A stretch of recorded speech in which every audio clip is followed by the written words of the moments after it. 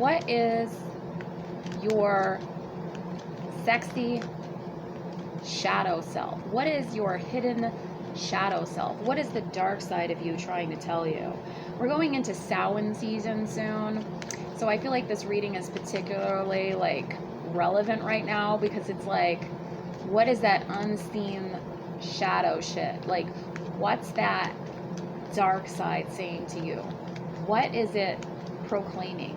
What is it asking you to finally harness? What is it asking you not to be afraid of? What is it telling you to tap into during this dark half of the year that's coming? So Samhain is originally Halloween. Halloween is actually, if you guys watch my channel, you probably know, an Irish and Scottish Celtic holiday, which was the Celtic New Year. And me being Irish and Scottish, 80%, with a father who's all Scottish, I am very into Celtic history. And so the Halloween was actually the celebration of the ancestors and the pagan Celtic New Year. It was not this devil Satan day like some people would like to make it into, because it wasn't even founded in Christianity, so there was no Satan. It was founded in a cultural Celtic, Irish, Scottish paganism. And as you know, I incorporate Christianity into my practice, but I also honor the traditions of my ancestors as well. And I've been to the United Kingdom, but it's still my dream to go to Scotland. I wonder when that dream will ever happen, with the craziness in the world. But anyways, that's beside the point. So I am inspired by Samhain to do this reading. And what is your dark side trying to tell you? What is it trying to tell you? I want you to concentrate. If you'd like your own reading, go to naomitarot.com. Concentrate on a number, 1, 2, or 3. What is your dark side or shadow self trying to tell you?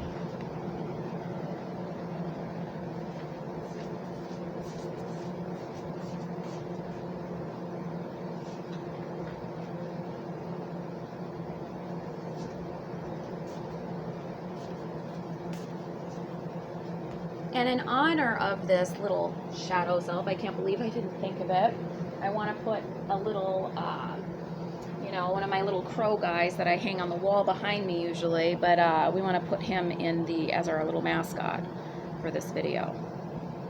We've got our little crow there.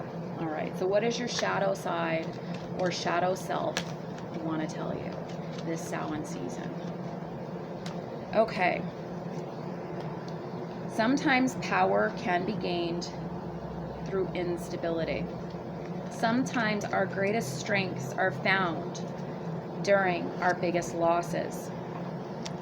And what does that mean? That means that you can find this strength, this purpose, and this knowledge of who you really are through your darkest moments. It doesn't mean that dark moments always have to happen for you to find strength. It just means that sometimes you realize who you are and who others are in your darkest moments. Your shadow self is saying you're a survivor, but instead of wallowing in that energy, feeling sorry for yourself, gain strength through it. Gain power through it. Gain the lessons through it. Maybe you'll even start a business off of the lessons you learned. Maybe it's not a business. Maybe you'll just figure out who you really are and what direction you want to go in life. Maybe you'll figure out where you want to live. Maybe you'll figure out what type of love is truly right for you, or not even love, partner. You don't have to be with somebody just because of love. There's a lot of different reasons people get married or partner up. And honey, people think it's about love, but a lot of times it's about infatuation and lust. So let's get real. So I feel like this is getting you to get in touch with that older part of yourself when you were younger. The hard times, the trials that you've gone through or been through, the pain that you've gone through. Your shadow self says use it, transmute it, harness that dark night of the soul, the lessons of the crow, of the raven, into where you can transform into life, into what type of being you're aching to be based on those hard circumstances, those difficult scenarios in your life.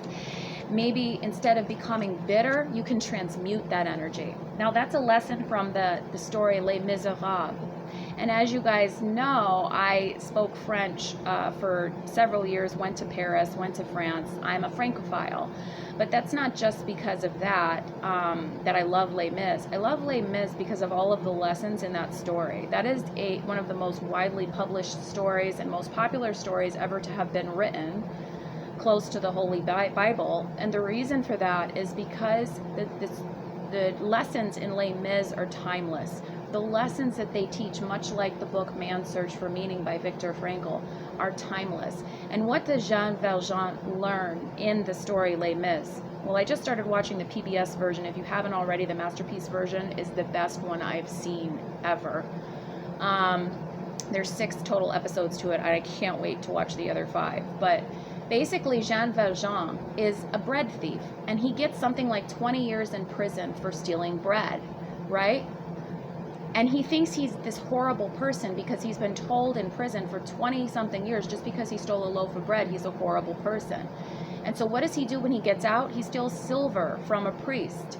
He steals Monseigneur, I think that what they call him, Monseigneur or something like that in French, en français. And he steals it, and then the priest, instead of turning him in, says, oh no, I gave those to him. And he said, this is your second chance to become a different man with this piece of silver. And then he steals a coin from a boy. He still doesn't learn. He looks up in the sky, and somehow he sees God, or what, creator, whatever we want to call it, goddess, spirit, angels, whatever your interpretation of that is. He sees that up in the sky, and then he realizes he really wants to make a change. He tries to return the coin to the boy, and the boy is already gone after he devastated him. So from that point forward, you see the change in learning from the shadow self and how to live. And so number 1, I know this is a long-winded response to your message, but I think it ties into that lesson that Jean Valjean learns. And what he learns is, with that silver, and the silver can be a metaphor for knowledge through hardship, you can always use that to change yourself into a different version of yourself that may not be the same as before, but a different version, a more enlightened version, and a version that can move beyond the stories of the past. You don't have to live in the stories of the past. Much like Jean Valjean didn't have to live in his pain that he experienced when he was in prison for 20 years for stealing a loaf of bread, you don't have to live in whatever pain you've experienced. You can use it to move beyond who you are and who you want to become. Use it wisely, like the King of Pentacles, who makes measured decision in how he uses that coin, and maybe not literal money, but uses those gems of knowledge to begin again and stop looking back at the past and transmute the shadow self into something beneficial and positive for the future with the wisdom of the High Priestess and the wisdom of the Crow and all of those other symbols of intuition. Message number 2, what does your shadow self during Samhain season or any time of the year want you to know about yourself? What does your shadow self want you to do? What lesson does it want you to know? What does your shadow self want you to do? What Carl Jung psychotherapist called the shadow self, the animus and the anime. What does it want you to know? There are many other things in the world that you have yet to explore. You have the strength to broaden your horizons. You have the strength to go on a new beginning. And it isn't through this strength that you've acquired, the strength that you maybe deny yourself, where you get to know yourself better. It isn't also accepting your own weakness that you gain strength.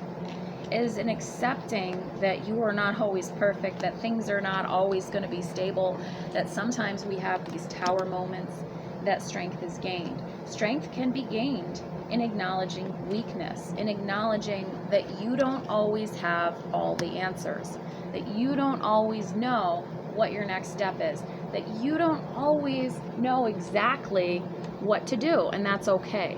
Do you have to know every answer to point A to point B to point C to point D to point E from the beginning to the end? Do you have to always know where you're going? Do you have to always know what you're doing? Do you always have to know from point A to point B what is right for you? Or can you rest in uncertainty?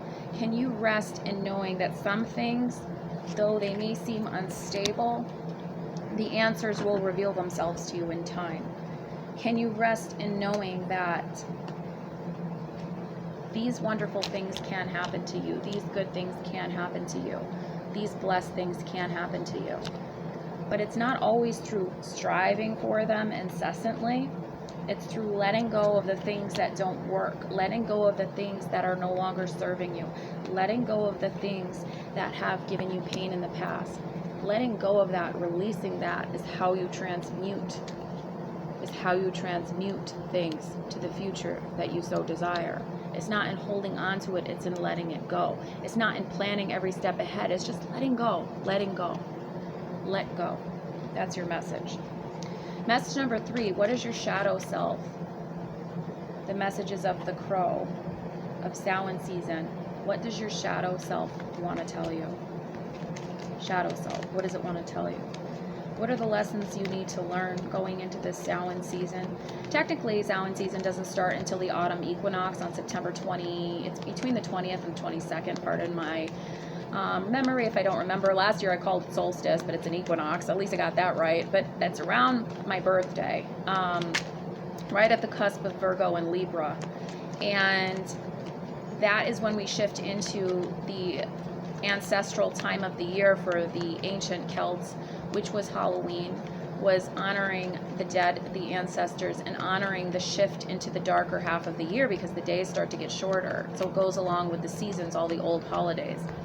And it's talking about introspection, deep reflection, right? And that has to do with the shadow, or the animus, or anime, as Carl Jung would call them. What do you need to walk away from? Your shadow self wants you to reflect on what do you need to walk away from. You are being guided by spirit, by the light and the dark side of the spirit, by the yin and the yang, the white and the black, to go into a new direction. But the direction doesn't have to have a clear path. It's just the only thing that's clear right now that you need to know, number 3, is you need to release something. There's someone or something that you've been lying to yourself about, that you've been self-deceiving about, the moon and the 5 of swords. You are your own worst enemy when it comes sometimes to deception. It's not always about other people deceiving you. Sometimes it's about you being the one who deceives yourself the most. And when we deceive ourselves the most, it has to do with the stories we tell ourselves. And what stories are you telling yourself? What things are you repeating over and over again to yourself that maybe are old stories you don't need to hear anymore? Is the story, I'm not good enough? Is the story, I love the city when you don't really love the city anymore? Is the story, I have to stay married to uphold the status quo of my family even though I'm miserable? Is the story, I am an artistic person but you're really not and you want to do finance? Is the story, I'm a financial person and you really want to do art? What is the story you've been telling that's a lie about yourself? Because I feel like, number 3, you have been deceiving yourselves. And it's not somebody else deceiving you, it's you deceiving yourself.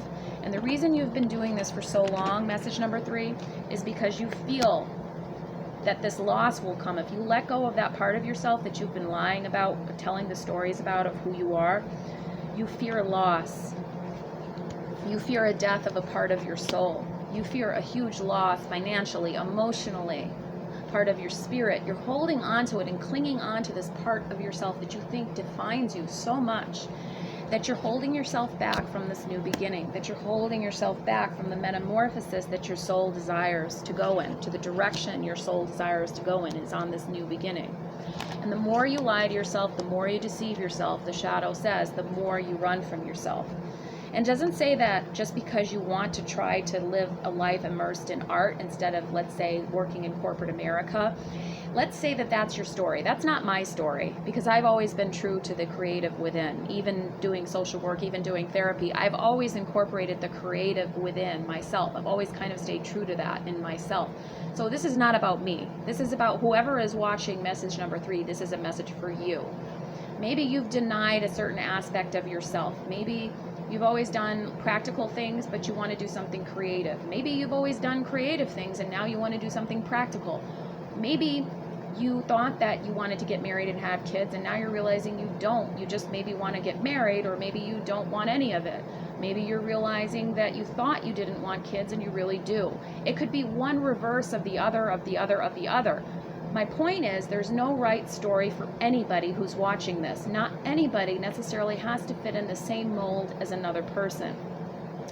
And whatever story it is that you keep telling yourself, and denying yourself what your real, true inner self wants, and the shadow is calling you to embody, the more the shadow gets distorted, the more the shadow gets twisted and perverted and hidden, because you're not acknowledging the desires of the shadow.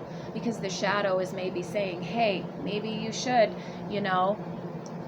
decide to sell all your things and move down to Bolivia. I'm just making something up. I'm not saying you should do that. Maybe the shadow is saying, maybe I don't really want to be an artist after all, and I just want to work for a bank. Maybe the shadow is saying, hey, I thought I didn't want any kids, but now I want 4 of them. Whatever it is that the shadow is telling you that you've been denying yourself, it's time to tap into that and maybe start pursuing those desires. Pursuing the desires, of course, in a healthy way. You don't want to just get married, for instance, to the first person that comes along because you fear that you'll never have kids. Maybe, you can look into other options for that. Whatever it is that Spirit is opening up to you is what you should be doing. Not forcing it, but trying to find ways to do it that's authentic for you. What have you been denying yourself, and what do you need to embody? Because all of those past selves that you were, maybe the one who liked working at a bank that now wants to be an artist, that doesn't mean that the person who was working at the bank is not authentic. It doesn't mean that that person wasn't real. It just means that this new person that you want to become is also a part of yourself that you have to honor in order to reach a true sense of self-definition and fulfillment, incorporating the conscious soul with the shadow self. Thank you so much for watching. If you would like any further information about what the shadow is, different explorations of the animus and the anime, and reading recommendations I have for different spiritual books and psychological books, you can contact me at naomitarot1199@gmail.com. Bright blessings and take care. Bye-bye.